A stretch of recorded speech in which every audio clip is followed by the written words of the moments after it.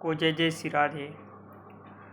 जो भी नाम जापक साधक हैं, घर में रहकर साधना करते हैं, उनके जीवन में उनके जो घर गृहस्थी में रहकर करते हैं उनमें थोड़ा झंझट तो आता है, बहुत प्रकार की विघ्न आती है।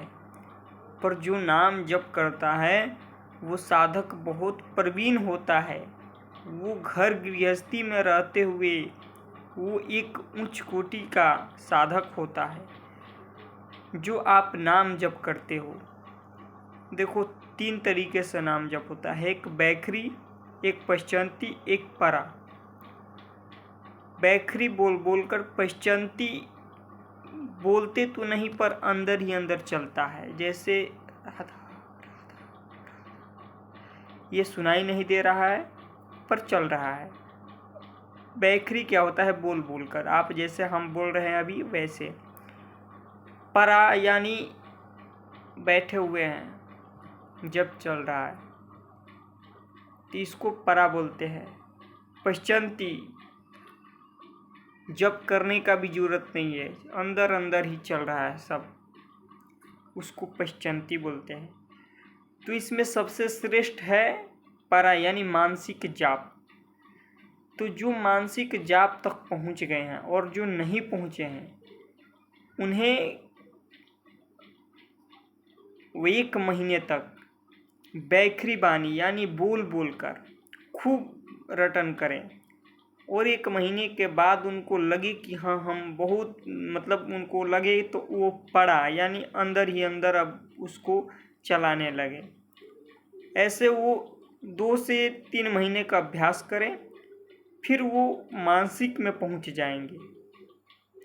वो जब धीरे धीरे मानसिक में पहुंच जाएंगे, क्योंकि देखो पहले बैखरीन जो जिनका अभ्यास नहीं है तो उनको बोल बोल कर करना ही पड़ेगा। बोल बोल कर करने से क्या होता है कि राधा राधा राधा राधा राधा ये तो बोलते हैं, सुनाई भी दे रहा है और एक वाइब्रेशन भी बन रहा है, जिससे कि हमारा मन बार बार इस नाम को सुनता है, देखता है।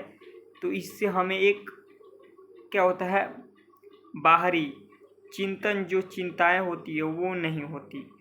हम इसका नाम का रटन करते हैं तो उतने देर हमारे मन में जो चलता है केवल यही चलता है। इसको देखते हैं, सुनते हैं, बोलते हैं तो इसी पर मन ठहरा रहता है। तो ये बहुत बहुत जप में ये भी श्रेष्ठ जप है, बोल बोल कर। पश्चंती, ये जैसे कि आपका जब बोल बोल कर पूरा हो जाए तो पश्चंती करने लो, अंदर ही अंदर चलाओ, खूब चलाओ, फिर परा में पहुंच जाओ। मानसिक बार बार कहीं देखो, उसको लिखो, कहीं नज़र जाए उस पर मन को लगाओ और लिखो। बैठे हो, किसी व्यक्ति वस्तु स्थान के बारे में याद रहे, नहीं नाम को लिखो सामने बैठकर किसी में। ऐसे मन एकाग्र होता है। बार बार इसे करने से मन बस में होने लगता है, मन की नहीं चलती। तो आप ऐसे करके अभ्यास करो, मन बहिर्मुख से अंतर्मुख हो जाएगा। ऐसे करने से आपको बहुत लाभ मिलेगा। आप बैठकर और बार बार जहाँ मन जा रहा है, किसी व्यक्ति वस्तु स्थान का याद दिला रहा है, वहीं आप किसी पेड़ पे, किसी दरवाजे पे, किसी दीवार पर ऐसे लिखने लगो तो मन ये इसको शक्ति नहीं मिलेगी इधर उधर भटकाने का। बार बार आप जहाँ भी इसको चिंतन कराना चाहे वहीं लिखने लगो, फिर देखो ये कैसे भागता है।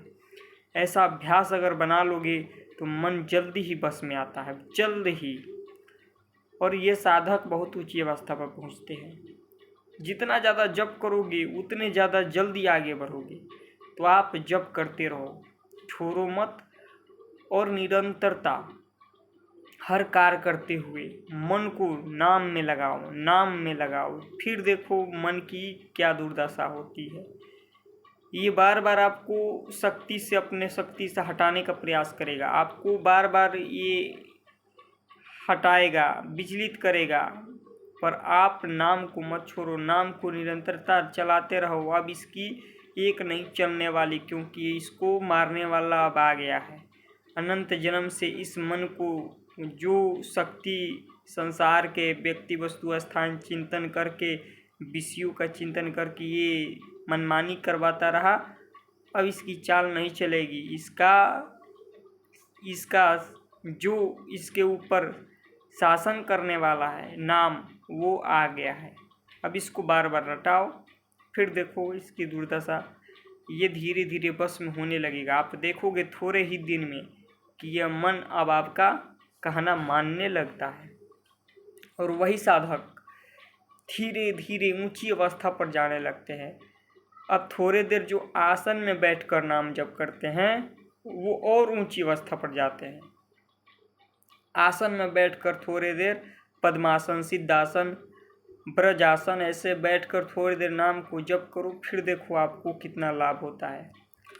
तो ऐसे नाम जप करने से आप बहुत कुछ प्राप्त करोगे। और घर में रहते हुए आप ऐसा अभ्यास बनाओ, घर में रहते हुए आप ऐसी व्यवस्था पर पहुंच जाओ, फिर देखो हर एक चीज़ आपको वहीं प्राप्त होगा। आप कहीं भागने की ज़रूरत नहीं है।